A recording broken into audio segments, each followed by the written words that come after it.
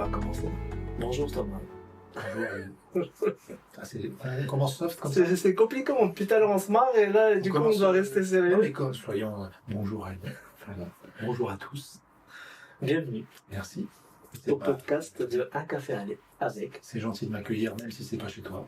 Bah écoute, tu vois le concept un petit peu de mon podcast, c'est un café avec. Donc Ok. on a Le là, café, on l'a bu, c'est bon. voilà, Très bien. on a mangé. Un arabica. On a mangé aussi. On a mangé, bien sûr. On a mangé. Après le crousti poulet, un crousti café. C'est obligé. Donc c'était très, très bien. Donc là, on va faire un petit sieste maintenant, c'est ça? Voilà. Ok, bah parfait. En tout cas, moi je te remercie d'avoir répondu présent à ma petite série Le Café d'Ali, à l'épisode qu'on va tourner demain. Je suis prêt pour tout. Et Là, je pense fais le qu'on- marathon de Dijon. vu le scénario, on va bien se marrer. Ah ben, oui, je te le garantis. Bon, je vais essayer de le jouer. Tu vas voir comment je vais te le jouer. Déjà, la première question que je pose à mes invités, c'est est-ce que toi, t'es plutôt thé ou café? Et pour l'instant, je suis plus café, moi.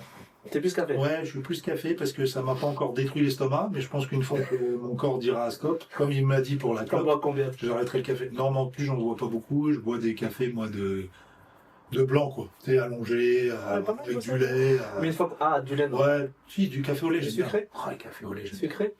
Ça dépend. Il y a deux écoles. C'est si je suis en train de manger un truc sucré, Pas de sucre. pas de sucre. Si, tout à l'heure, je l'ai bu sans sucre, Ouais. bien réveillé. Mais le flan, Mais vu qu'il y avait un flan avec, ça compensait. Donc, j'essaie de faire attention au sucre. Je fais un peu de diabète, donc attention. ouais. Là, je peux faire un coma diabétique à tout moment pendant le podcast. Ça ferait du buzz, remarque. Non. Non, on fera pas ça. Allez. Mais t'es quelqu'un qui fréquente les cafés, les terrasses de café? Oui, ça m'arrive. Moi, j'habite en banlieue de Paris, dans le 93. Et il y a, 9-3, comme on dit encore visiblement en province, mais là, on ne dit plus. 9 cubes. Il fut un temps, on disait 9 cubes aussi. Non, maintenant, on dit juste le département le plus détesté de France. Mais sinon, on y est bien. Il y a des bobos qui viennent s'installer dans le 93. Maintenant? Du coup, maintenant, il y a des cafés un peu comme il y a dans Paris. Oui, j'ai vu. Moi, je suis en proche banlieue. Je suis au Lila, donc c'est vraiment c'est à 500 mètres de Paris, quoi. C'est collé à Paris. Et j'ai mon petit café que j'aime bien dans mon quartier, qui lui est pas du tout bobo. Qui lui, alors tu rentres dedans, t'es dans les années 80. C'est tout un peu cuir, bois. Ouais, on a le même à Dijon. Ah bah, il y en a un peu partout, je pense. C'est là-bas, je me suis fait. Non, mais à Dijon, c'est moins étonnant, parce que c'est Dijon. Mais nous, en Ile-de-France, normalement, on est censé passer au C'est un peu 21e mieux, ouais. siècle. Et en fait, dans ce café, on est vraiment à l'ancienne, quoi. J'aime bien les ambiances un peu comme Ça ça. a monté. Ouais, c'est des Kabyles. Et si tu veux, ils sont restés dans un espace-temps où, voilà, il n'y a rien qui bouge. Moi, j'aime bien. Bisous les Kabyles. Je m'embrouille avec personne. Hein. Oui, Tu peux te présenter. enchanté. Thomas Barbazan. Ouais, Je ne suis pas une IA. ouais, C'est le titre de mon spectacle. d'accord. Intelligence Mais artificielle. Thomas Barbazan. Ça vient d'où? Bah, tiens, je te pose la question, Ali. Alors, à ton avis? Il y a un barbare. Il y a- Moi, je suis berbère. Ah, il y a un truc à faire, ouais. Hein? C'est vrai que si je montais un bar, je l'appellerais le Barbazan. Barbazan. Ou le Berbazan. Ouais. Ça peut être pas mal, hein? Je suis pas berbère, d'accord? N'essaye pas de me ramener dans ta clique. Lève le doigt. Top secte. Et ça vient du sud-ouest, Barbazan, D'accord. des Pyrénées, exactement. Ok. Donc tous les profs de sport incultes, pendant toute ma jeunesse, m'appelaient l'Arménien, Ah, ouais. mais parce qu'ils sont incultes. Par rapport à Charles Aznavour. Oui, par rapport au nom, parce que Zan, ils se sont dit c'est arménien, alors qu'il n'y a pas de i. Si c'était arménien, c'était Barbazian. Voilà. Mais bon, c'est des profs de sport, là, on veut pas. Oui, bah non. Et puis c'était forcément des racistes aussi, sûrement, pour m'appeler l'Arménien. Je ne sais pas pourquoi ils m'appelaient comme ça, mais c'est pas grave. Mais du coup, de Thomas Barbazan, avant Thomas Barbazan, il s'est Avant. passé quoi? Bah, mes parents ont couché ensemble. Ah non, c'est pas ça que tu Mais ça, je pense que c'est tout le Non, monde, hein? avant que j'arrive au monde, avant que je sois Thomas Barbazan, bah, j'avais un personnage un peu connu sur YouTube et tout, sur les réseaux, qui s'appelait Avant. DJ Chelou. Avant. Avant quoi, avant? Avant. J'étais petit. Qu'est-ce qui t'a ramené à ce que tu fais aujourd'hui? À partir de quand ça il y a eu le déclic où tu t'es dit je veux faire du stand-up? Je pense qu'il y a, Ah, il y a le stand-up, Ouais. et il y a, à un moment donné, t'as fait peut-être, je sais pas, des études, je fais pas de stand-up, mais c'est gentil de t'être renseigné sur moi. Ouais. Je suis un chansonnier, moi. Tu fais On quoi? a perdu de tous les moins de 70 ans. Mais tu fais pas que de la chanson. Non, en fait, le stand-up, je m'en sers un peu pour les transitions dans mon spectacle, Ok. mais en vrai, moi, je suis pas Tu fais de la parodie. C'est pas que j'aime pas dire que je fais pas de stand-up. Enfin, c'est pas que j'aime pas le stand-up, j'adore le stand-up. C'est de l'humilité, là, je pense. Non, même pas. C'est Non. que je suis pas stand-upper. Pour l'instant. Ok. Peut-être je vais le devenir, mais Non, le mais stand-up, Présent. on va dire que je fais des sketchs, des parodies musicales, des Voilà. imitations. C'est pour ça que j'aime bien me présenter comme un chansonnier. Mais c'est un terme qui parle pas trop aux jeunes. Mais j'aime Mais bien. donc du coup, qu'est-ce que tu appelles chansonnier? Eh ben, faire des sketchs en personnages, des imitations, des parodies aussi en musique. Il y a beaucoup de musique dans mon spectacle. Ok. C'est pour ça qu'on parlera de DJ. Donc c'est différent, il y a Bah, le parodie, stand-up- c'est une chose stand-up, chansonnier. c'est 1 heure où tu parles. Et il n'y a pas forcément beaucoup de personnages. Et tu peux aussi vanner le public et tout. Moi, je Ok. le fais un petit peu. Mais à la base, c'est pas ce que je sais faire. C'est pas que j'aime pas. J'aime bien. Mais c'est pas pour ça que je suis monté sur scène à la base. Parce que Ok. moi, j'adore chanter. Je chante plutôt bien, comme mon voisin. Et non, mais c'est vrai, j'aime bien chanter. Non mais c'est vrai, moi je trouve que tu chantes Bah, c'est gentil. Et Ouais. j'aime bien raconter des conneries aussi. Mais Et j'aime tu bien les faire racontes des bien. imitations. Et donc, j'ai voulu mélanger tout ça dans mon spectacle. Et quand je dis que je suis pas stand-upper, c'est parce que le stand-up, ça m'aide pour les transitions. Ok. Ça m'aide aussi des fois à sortir du spectacle, à parler avec les gens. Mais j'étais pas vraiment fait pour ça au départ. Quand je suis monté sur scène, c'était pas pour ça. Ok. Et de fil en aiguille, plus je joue mon spectacle, plus j'installe un peu de stand-up dedans. Et je vois que ça marche bien aussi parce que finalement, le stand-up, c'est aussi beaucoup de la répartie. Ouais, Et la répartie, comme j'ai fait beaucoup de radio, ouais, j'en ai pas mal. Donc, ouais. Ouais, mais du coup, là, ça fait combien de temps que tu fais ton sketch Je ne suis pas une hier? depuis 9 Ah non. mois. Même Ouais, pas. ouais. Mais donc il y a eu une vie avant. Ah ouais. C'est ça que je veux savoir. Des Qu'est-ce vies, qui des s'est vies. passé dans ta tête Oui, ou alors. dans ta vie? Mais à partir de quand on commence la vie? Bah, à partir du moment où tu as envie. 45 ans, ça en fait des. T'as fait quoi? C'était aussi T'as fait quoi comme étude? études de journalisme. Voilà, tiens. Donc d'abord, même la fac d'éco, Ok. économie, mais je ne savais pas ce que je voulais faire trop à ce moment-là. T'es En fait, si, je voulais être journaliste depuis tout petit. Mais je voulais pas faire l'école de journalisme juste après le bac, alors j'ai fait un DUG un peu bâtard, là, c'est AES. Donc, Tu savais pas où là. t'as tout à C'est coeffer. économie sociale. Ouais, administration économique. Administration, Tu survoles tout, mais t'apprends rien. Ça, tu le mets dans le CV, même le recruteur, il croit pas. Rien, y a rien. Tu survoles toutes les matières. Mais le droit, les sciences politiques, la comptabilité, tout est au même coefficient. Et t'apprends rien de concret.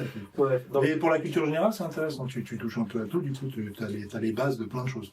Et après, j'ai fait une école de journalisme t'as voulu être journaliste. qui est nulle, qui s'appelle l'ESJ, que je conseille à personne, Ah ouais qui est maintenant été racheté par un consortium. C'est où ça? On peut dire des gros groupes. C'est à Paris, c'est à Paris. L'école supérieure de journalisme, qui avant était dans le 13e arrondissement. Ça dure combien de temps?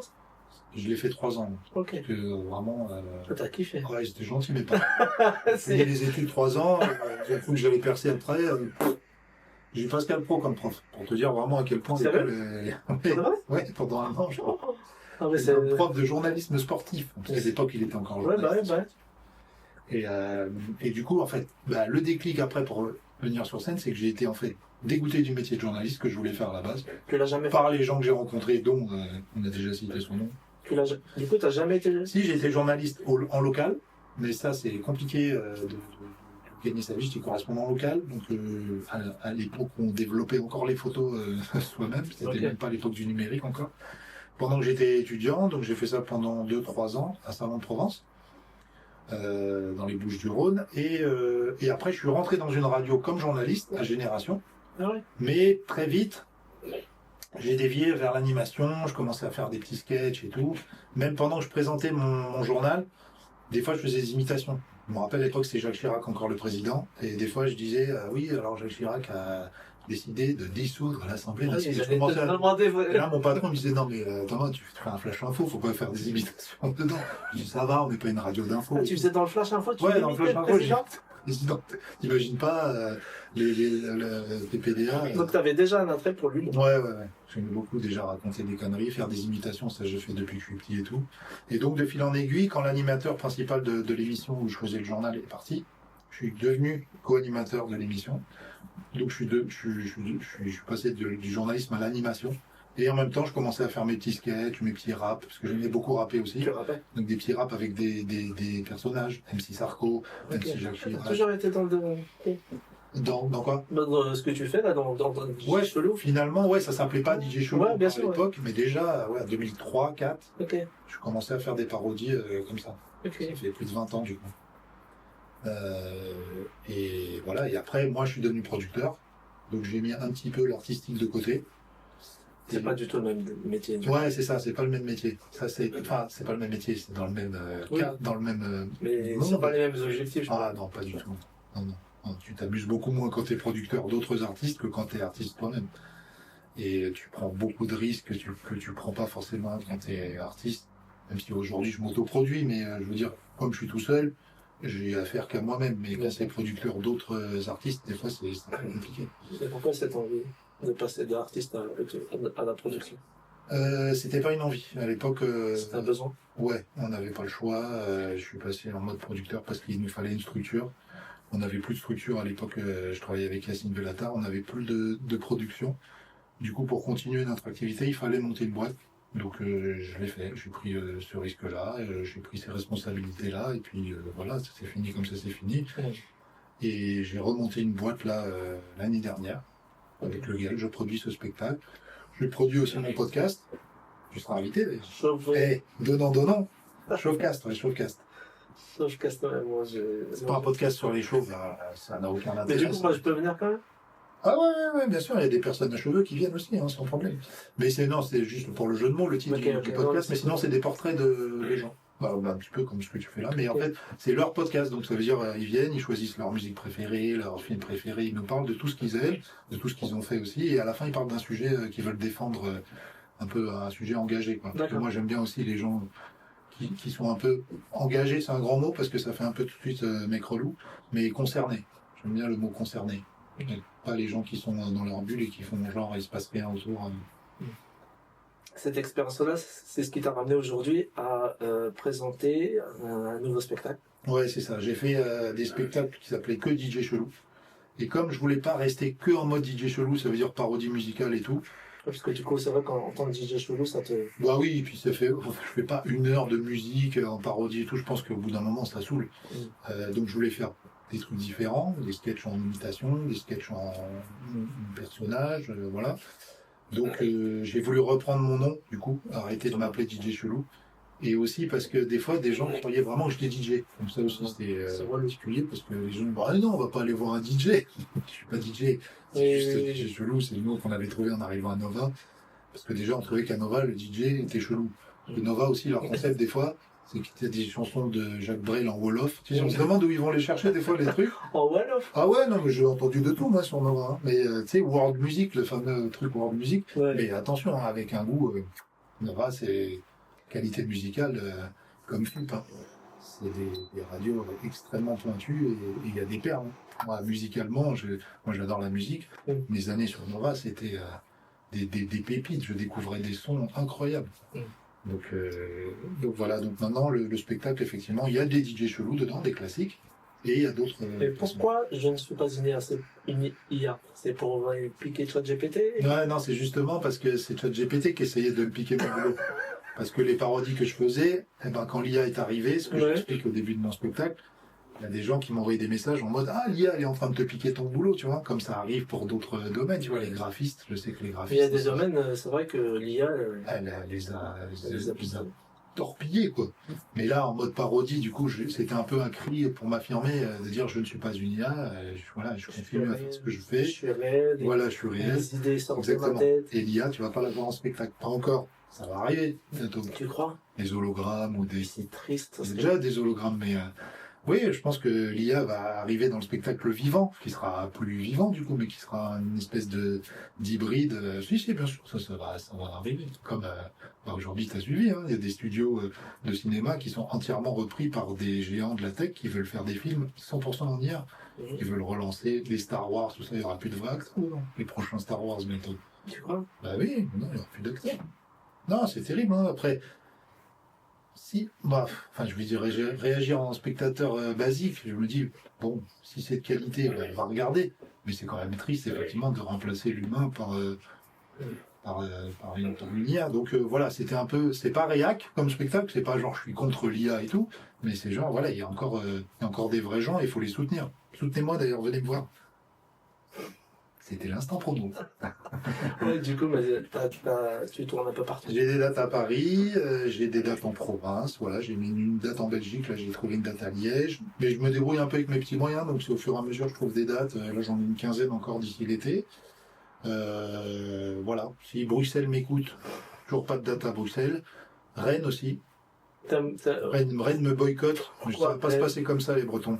Je sais pas, j'ai demandé à des salles à Rennes, j'ai pas eu de réponse. Voilà. Donc les Rennais, Faut aider, soyez sur le coup. faut aider le frérot. Et Bruxelles, je suis en pour parler avec une salle là. Et eux, par exemple, c'est marrant, j'ai un producteur, enfin un mec qui organise un peu des spectacles là-bas, qui m'a dit à Bruxelles, t'es vraiment connu en DJ chelou, faut que tu viennes avec un DJ chelou. Je lui ai dit, je veux bien, moi je suis schizophrène, hein, un coup je suis Thomas Barbazan, un coup je suis DJ chelou, pas de problème. Il faut un peu de temps de faire la passation.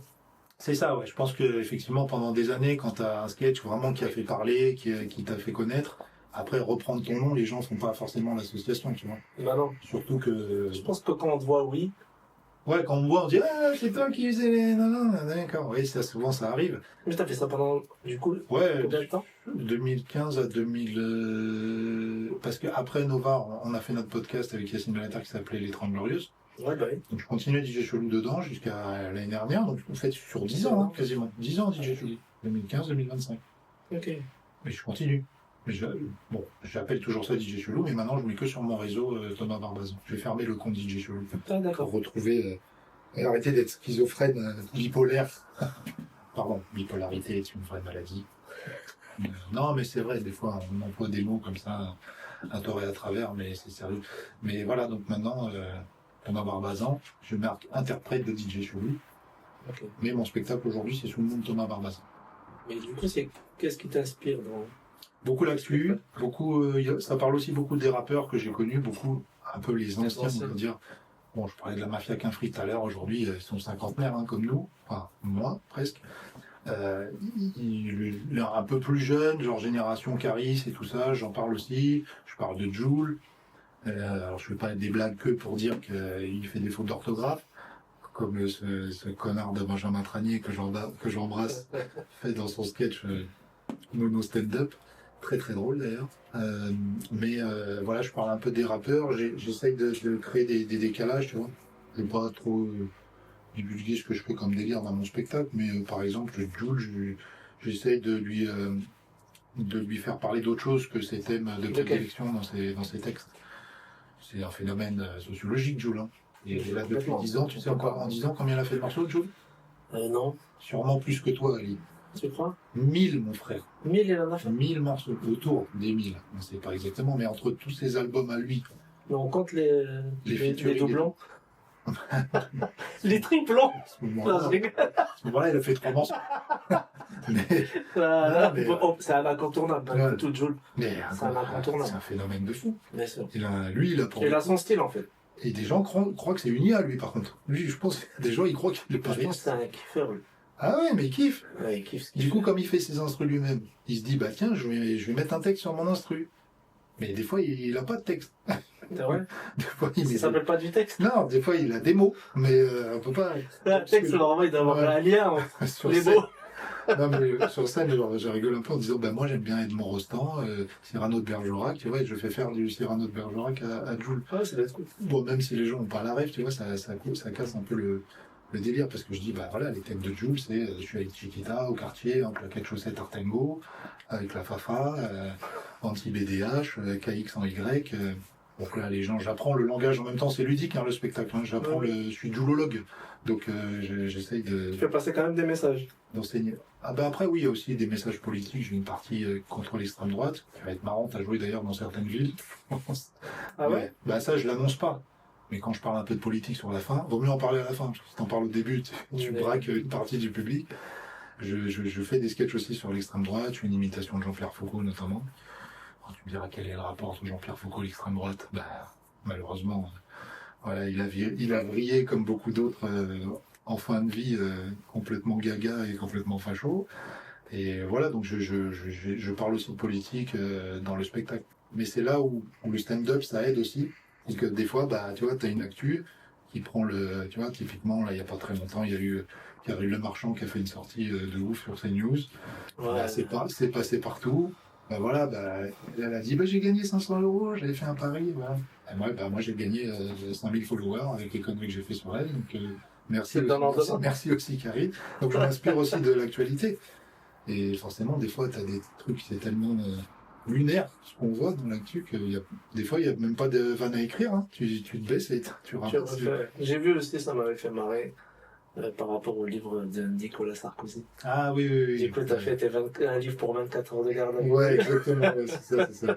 Je dis parce que lui, c'est un peu comme. C'est vrai, c'est pas légitime d'écrire un livre. Non, mais je dis, c'est un peu comme la température, tu sais, la météo. T'as la vraie température et t'as la température ressentie.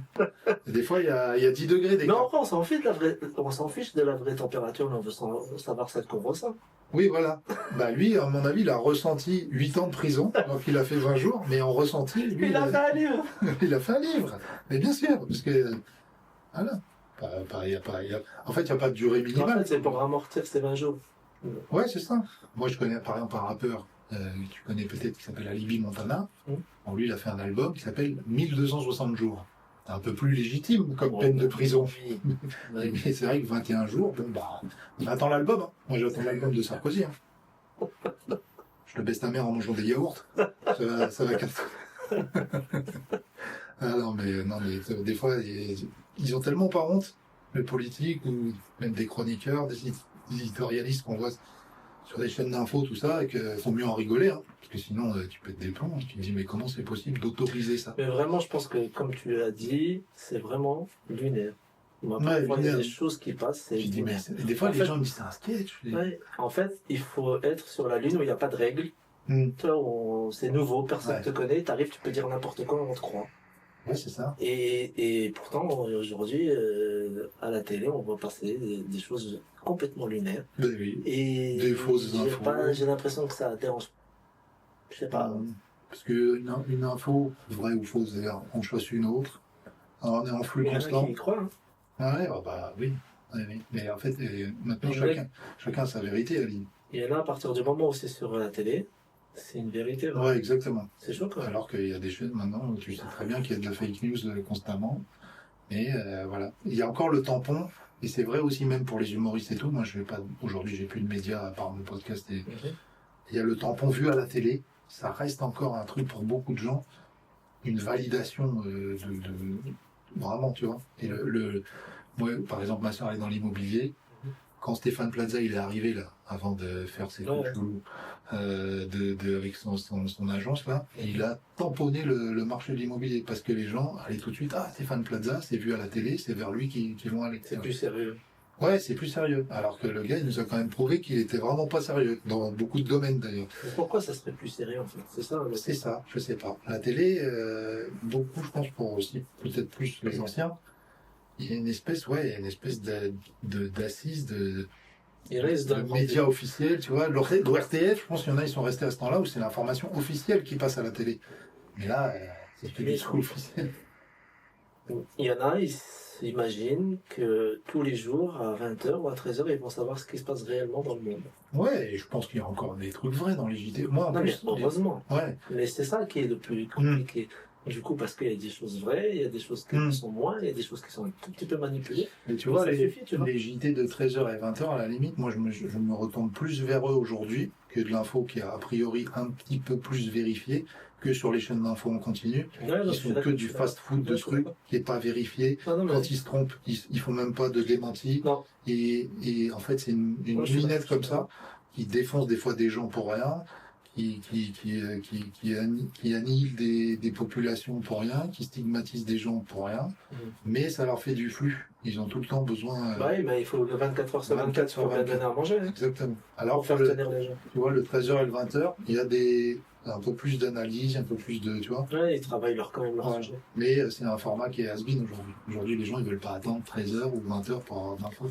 Maintenant, sur les sites, sur les réseaux, des fois, il y a même des réseaux ou des pages sur Instagram ou TikTok qui sont suivies par des millions de gens qui sont des dingueries, qui sont des infos, n'importe quoi, et ça fait peur un peu, parce qu'aujourd'hui tu te dis, mais les gens ont plus forcément besoin de la vérité, quoi. Si chacun a sa vérité, ça lui va. Oui. J'ai une question, allez. Je te jure, à chaque fois que je vous voyais avec Yacine Bellatar à l'époque, comment tu faisais pour tenir ta parodie, ta chanson, quand il te poussait comme ça, toutes les... Je vais te répondre et tu vas me pousser comme tu faisais. Tu vas voir comment je faisais. Vas-y, pousse-moi, vas-y. Bah, en fait, je répétais mon texte. C'est vrai que je rigolais beaucoup pendant les répétitions, mais après, quand arrivait le moment où il fallait la faire, j'étais vraiment dans mon truc. Mais parce que vous répétiez avant?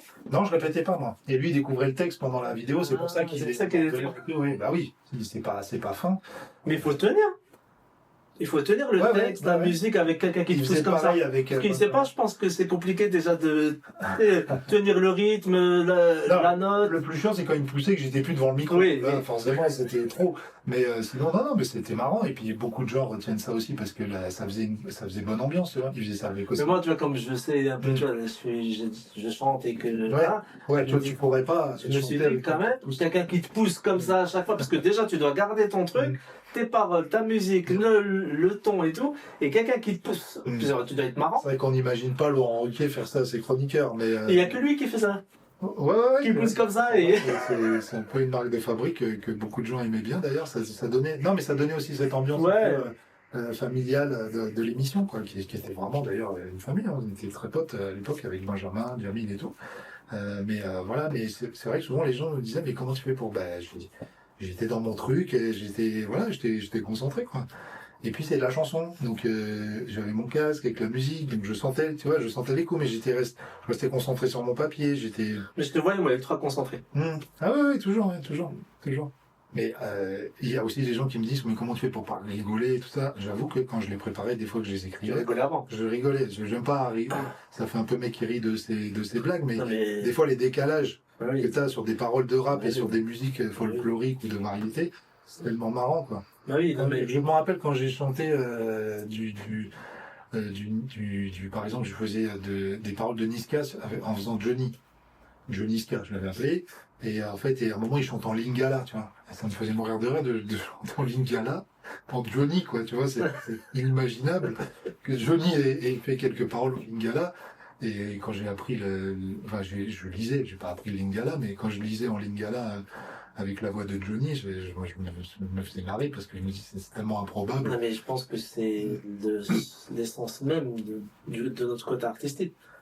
Si moi, je n'éprouve pas d'émotion quand je suis en train de faire la chanson, je pourrais jamais la faire passer. Exactement, ouais. Donc si ça te fait pas rire, c'est pas possible que ça puisse faire rire quelqu'un d'autre. Et j'avoue, le Johnny, j'aime particulièrement le faire parce que je suis complètement adorateur de l'artiste sur scène, en fait, de la bête de scène qu'il était, qui n'existe plus aujourd'hui, comme les Michael Jackson n'existent plus aujourd'hui. Tu vois, j'ai tout le respect que j'ai pour Bad Bunny. C'est pas Michael Jackson, ou même c'est pas Johnny Hallyday. Je suis désolé, Bad Bunny il est bien en dessous de Johnny Hallyday, je le dis aujourd'hui. Non, mais en termes de prestations scéniques, de bête de scène que c'était, et la voix. Voilà, et la voix, les shows. Bon, après, il y a des shows, tu les revois de Johnny, des fois, tu te dis, wow, c'est kitsch. Il faut les remettre aussi dans leur contexte. Exactement. Mais il a tenté plein de choses et tout ça. Et je pense qu'il était l'initiateur aujourd'hui de ce que font d'autres dans les salles de spectacle. Et du coup, de reprendre du Johnny, avec, j'ai de la voix, mais évidemment pas le coffre de Jean-Philippe, de son vrai nom, j'étais vraiment, ça me faisait vraiment kiffer, quoi, tu vois. Quand tu dis les émotions et tout, moi, de faire juste de parodier Johnny, ça me fait tellement kiffer, quoi. Après, j'évite, je le fais pas trop sur scène parce que en général, il y a des voix.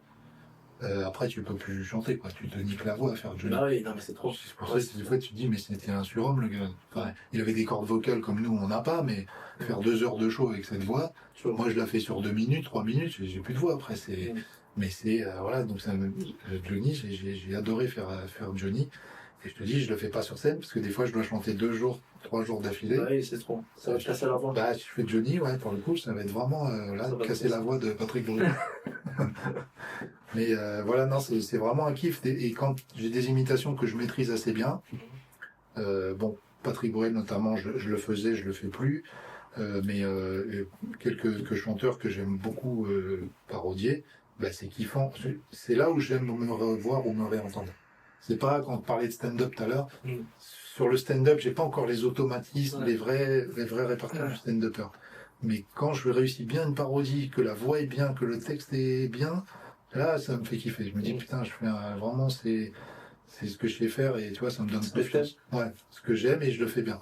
Et voilà, donc ça, mais d'ailleurs, vous viendrez me voir en spectacle, vous verrez que je ne suis pas une IA, mais je suis plus fort que l'IA. Moi, c'est prévu. C'est dur de toucher l'excellence aujourd'hui. Surtout quand on a nos âges et qu'on a vécu ou qu'on a connu déjà beaucoup de choses en humour. Quand je te parlais des inconnus, t'as vu, à l'époque, quand on était jeunes, tout le monde se racontait les sketchs des inconnus au lendemain dans la cour. Non, bah oui, quand. Et 20 ans après, 30 ans après, même des jeunes, ils regardent encore ça. en se marrant, parce que déjà les sujets qu'ils abordaient, ça n'a pas trop vieilli. Non. Soit les flics, le personnel hospitalier, tout ça, ouais, les taxes. Non, mais tu vois, c'est des trucs qui n'ont pas vieilli, les chasseurs. Bon, bah, je pense que c'est les mêmes aujourd'hui qu'il y a 30 ans. Les chasseurs.